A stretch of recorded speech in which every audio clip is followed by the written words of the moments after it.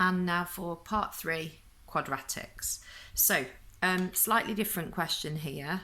Should have written it out before I started, but x squared plus y squared equals 25. X plus y equals 7. Okay, so if we're asked to solve these two simultaneously, this has got a quadratic in it. So absolutely the elimination method is not going to work for you because you've got x squared and y squared. So you're never going to get a match that you could then subtract, etc. And I know these look really tricky, but they're not as tricky as possibly they look. I'm going to rearrange just like I did in the part 2 to get either x or y on its own. So I'm just going to pick x and I'm going to subtract y from each side. Okay, so I'm going to end up with x on the left hand side and then 7 minus y on the other side.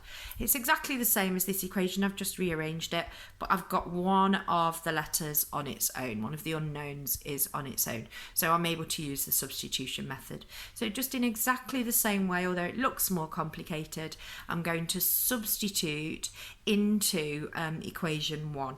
So right here now, I've got x here is equal to 7 minus y. So wherever I've got x in equation 1, I'm writing 7 minus y instead.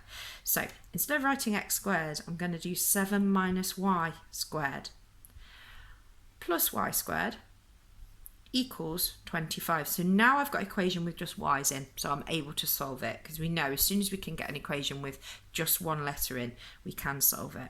Now, I'm not going to go any further with this video lesson because I'm just going to point out that you've got a double bracket here, so that times that, that's what that squared means, plus a y squared equals 25.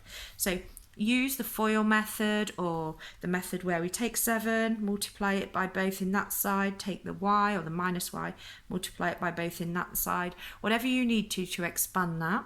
Add on the y squared, and then you've got a quadratic equation that you're going to need to simplify and think about how you're going to solve. That's going to take you you'll probably need to go back in your book and look into solving quadratics, but more on that next lesson. So this is an extension really for you today to have a look at if you have some extra time.